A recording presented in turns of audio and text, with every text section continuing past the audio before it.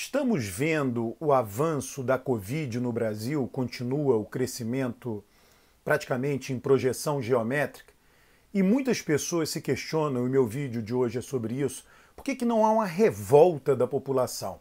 Já começaram alguns protestos, mas por que a revolta não é maior?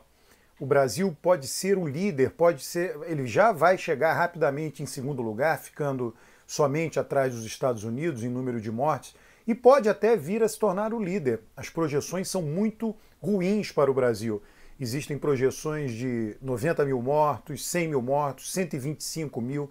O ex-ministro Mandetta já chegou a falar em 150 mil mortos. Por que isso não causa uma indignação a ponto de mobilizar ainda mais as pessoas? As pessoas estão mobilizadas, eu vou dizer em que sentido, mas ainda mais. É sobre isso que eu quero refletir neste vídeo. Gostaria que você se inscrevesse no canal, gostaria que você comentasse o vídeo e desse uma curtida, desse curtidas nos vídeos. O que acontece? Eu que estou gravando aqui esse vídeo e muitos do que estão me assistindo, temos uma cultura que em inglês eles chamam weird. Weird é estranha, né? Tem artigos sobre isso. E por que eles chamam essa cultura desse grupo? Somos um grupo minoritário. Essa cultura de estranha. W de ocidentais, E de educado, I de industrializado, R de rico, rich, e D de democrático. Existe um grupo na sociedade, um grupo de classe média alta, muito escolarizado, muito educado, que é como se fosse uma cultura meio universitária, né?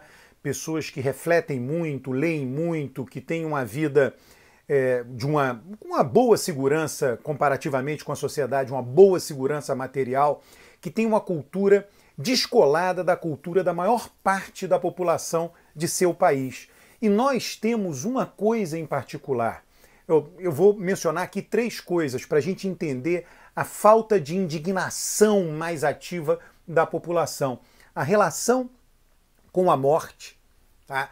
A visão sobre o peso do indivíduo na efetividade da política, o quão efetivo é o indivíduo, e que está relacionado com a noção de destino. Então eu quero tratar desses 3 temas. O primeiro é o da morte. Vamos pegar os bairros da cidade de São Paulo, alguns bairros da cidade de São Paulo.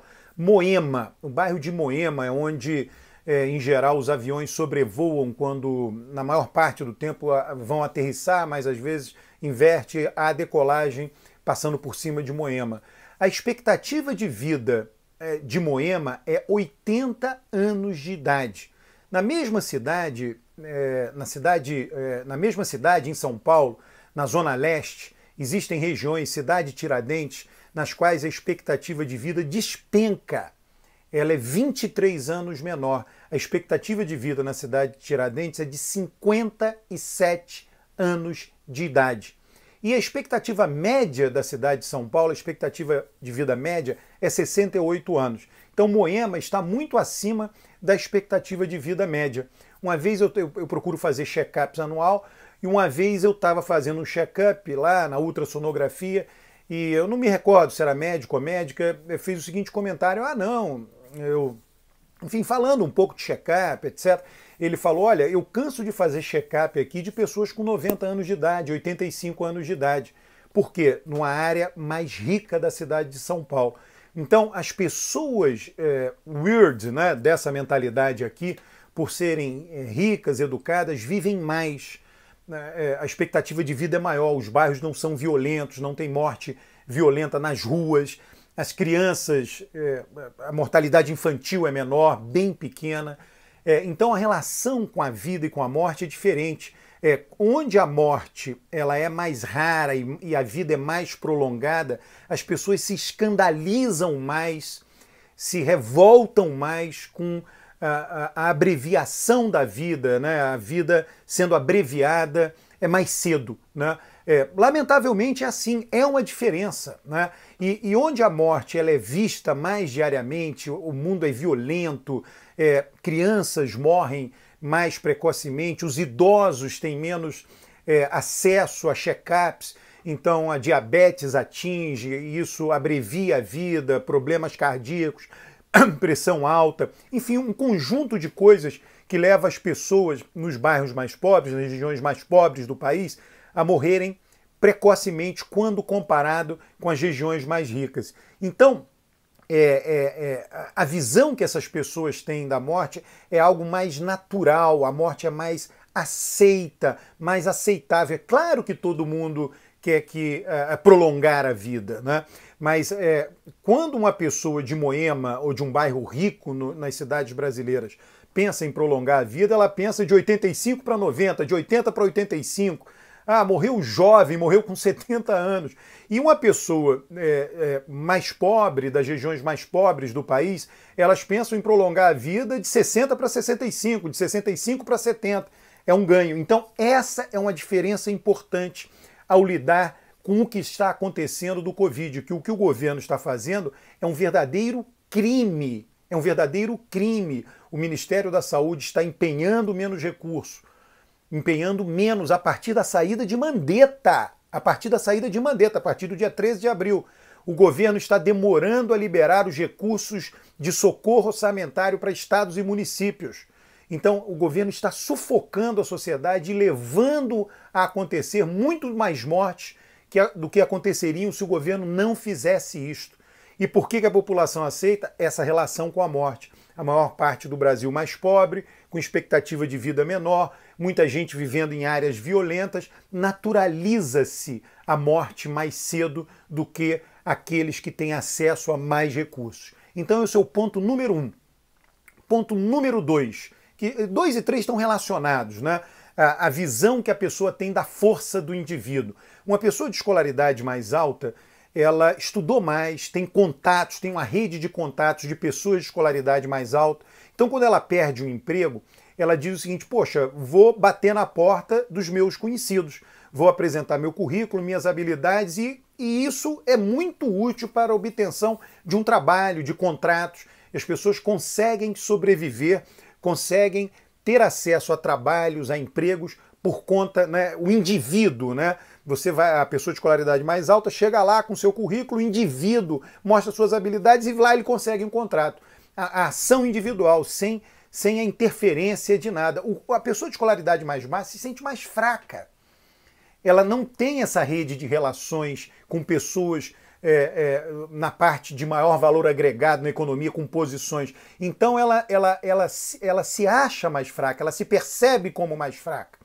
Ela estudou menos, ela mora num bairro com menos equipamentos urbanos, menos acesso a tudo. E aí ela não vê força no indivíduo. Então por que o indivíduo vai se manifestar para enfrentar o governo se o indivíduo não vai conseguir fazer isso? Se eu sequer, por meu esforço individual, consigo obter um emprego com facilidade, imagina derrubar um governo, protestar, fazer o governo agir. Então as pessoas, e sem contar os outros limites, como essa pessoa vive pensando muito na sobrevivência, ela tem que se dedicar muito a trazer recursos para dentro de casa, a cuidar da família, a cuidar dos filhos. Então todo o tempo é dedicado a isso. E a pessoa que tem mais recurso tem algum tempo livre, tem algum recurso para se dedicar à política, a pressionar o governo. Então esse é um outro fator importante. O terceiro fator importante são as próprias crenças, eventualmente religiosas ou não. Então bateu um vírus no mundo inteiro, que atingiu todos os países, né? Atingiu o Brasil. Como é que essa pessoa pensa na vida dela lá, no dia a dia dela, no bairro, na vida micro realmente dela? Ah, chegou um vírus, quem morreu, morreu, quem não morreu, não morreu. Foi o destino que quis, foi Deus que quis. Uns morrem, outros não morrem. Foi Deus que quis, estava na hora de morrer. Ah, mas em outros países morreram menos. Ela não está pensando nisso. Ela está pensando ali no local dela, na vida dela. Ah, mas o governo ficou ausente. Sim, mas a pessoa que acredita menos no destino põe mais peso nos seres humanos e dá mais peso ao governo. Não estou dizendo que essa pessoa que acredita mais no destino não coloque responsabilidade no governo. Coloca sim, mas menos responsabilidade do que uma pessoa cujo destino ocupa, tem um poder explicativo menor da vida. Então, esses três fatores juntos, a relação com a morte, a força do indivíduo e a força do destino, o poder explicativo do destino do que acontece da vida, faz com que as pessoas protestem menos, se tornem menos indignadas. O que não significa, notem, a popularidade de Bolsonaro, ela caiu em vários segmentos, ela só fica mais ou menos estável, ela só fica ali estável por causa do auxílio emergencial. Apesar de tudo isto que eu falei, essas pessoas passaram a avaliar pior o governo Bolsonaro. E a avaliação só não é pior porque houve o auxílio emergencial, dinheiro na conta bancária dessas pessoas. Então era isso que eu queria que você entendesse. O objetivo é compreender o mundo. O meu objetivo do meu canal principal é este. Não que não tenha alguns posicionamentos, é claro que tem, mas o objetivo é que você entenda como funciona as instituições políticas, a estrutura da sociedade brasileira e a cabeça do brasileiro. Esse vídeo tratou da cabeça do brasileiro, para que você compreenda melhor a inação, a eventual inação do brasileiro. Mas apesar disso tudo, repito, ele está agindo, ele passou a avaliar o governo pior. Um grande abraço, inscreva-se no canal, curta os vídeos, comente os vídeos.